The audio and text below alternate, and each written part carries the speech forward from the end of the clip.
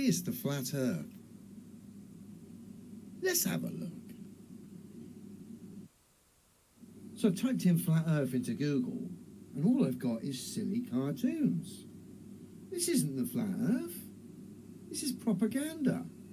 Strawman maps, misrepresentations, scientifically impossible globes. So it's clear Google doesn't know what the flat Earth is. It tries to push something as the flat Earth, but when we look at it, it's quite obvious propaganda. Nonsense. So I've done the same with YouTube, in search of this flat Earth. And what do I get? More propaganda. Just tosh. Absolute tosh. Nothing that I would call the flat Earth. Just propaganda, plastic debunk videos where essentially someone's debunking something that isn't the flat Earth, or is a misrepresentation of the flat Earth. Because I'm going to show you what the real flat Earth is. Even at the start of my videos, I have this tagged to my video by Wikipedia and YouTube. The flat Earth model is an archaic and scientifically disproven conception of Earth's shape as a plane or disk. Now, rather than cite propaganda, set up algorithms to promote cartoons, misrepresentations of the flat Earth, enable Wikipedia to attach propaganda pieces like this, again, misrepresentations of what the flat Earth is, rather revealing, really, for anyone with the slightest bit of common sense. I'll tell you what the flat Earth is. So what the flat Earth is the realization and the understanding that the globe is scientifically impossible. When you address its so-called claims and you realize through real-world demonstrable science that can be tested and verified by all, you come to the scientific conclusion that the globe is scientifically impossible. And that is not an opinion, that's a scientific fact, one that is backed up every single day on this earth by the fact there's no citations of any practical references, i.e. real scientific demonstrations, that would suggest the globe is anything but ridiculous. So the flat Earth is simply an understanding that we've been lied to right from the start of our journey here in this realm, and that all we need to do is stand by real, demonstrable science that can be tested and verified by all. For anything else, maps or anything else, or to fill in the gaps, we require full exploration. And we can call for it by the fact that the globe is scientifically impossible. So, based on that alone, entitles us to full exploration. Because no one can refute someone like myself who stands by demonstrable truths. Demonstrable truths that can be tested and verified by all, that prove the globe is scientifically impossible. So that is the flat Earth. The flat Earth is simply demonstrable science that proves the globe is scientifically impossible.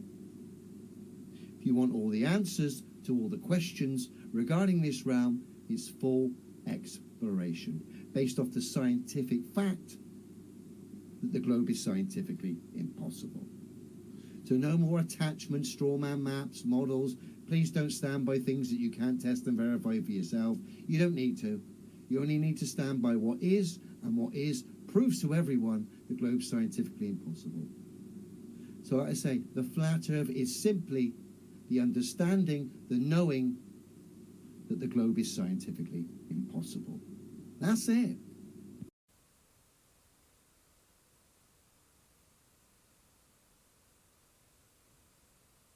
So how it could be that at the same moment, a stick in Sagan would cast no shadow, and a stick in Alexandria, 800 kilometers to the north, would cast a very definite shadow. Here's a map of ancient Egypt. I've inserted two sticks, or obelisks, one up here in Alexandria, and one down here in Sagan. Now, if at a certain moment each stick casts no shadow at all, that's perfectly easy to understand, provided the Earth is flat. If the shadow at Sagan is at a certain length, and the shadow at Alexandria is the same length, that also makes sense on a flat Earth.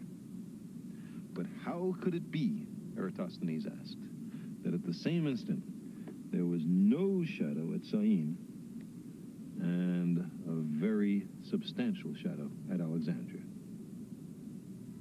The only answer was that the surface of the Earth is curved. Not only that, but the greater the curvature, the bigger the difference in the lengths of the shadows. The sun is so far away that its rays are parallel when they reach the Earth. Sticks at different angles to the sun's rays will cast shadows of different lengths. For the observed difference in these shadow lengths, the distance between Alexandria and Sagan had to be about 7 degrees along the surface of the Earth.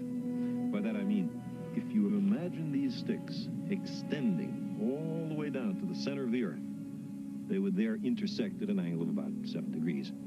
Well, 7 degrees is something like a 50th of the full circumference of the Earth, 360 degrees.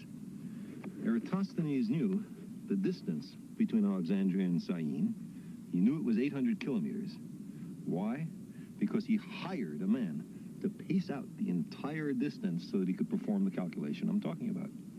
Now, 800 kilometers times 50 is 40,000 kilometers. So that must be the circumference of the Earth. That's how far it is to go once around the Earth. That's the right answer. Eratosthenes' only tools were sticks, eyes, feet, and brains, plus a zest for experiment. With those tools, he correctly deduced the circumference of the Earth to high precision, with an error of only a few percent. That's pretty good figuring for 2,200 years ago.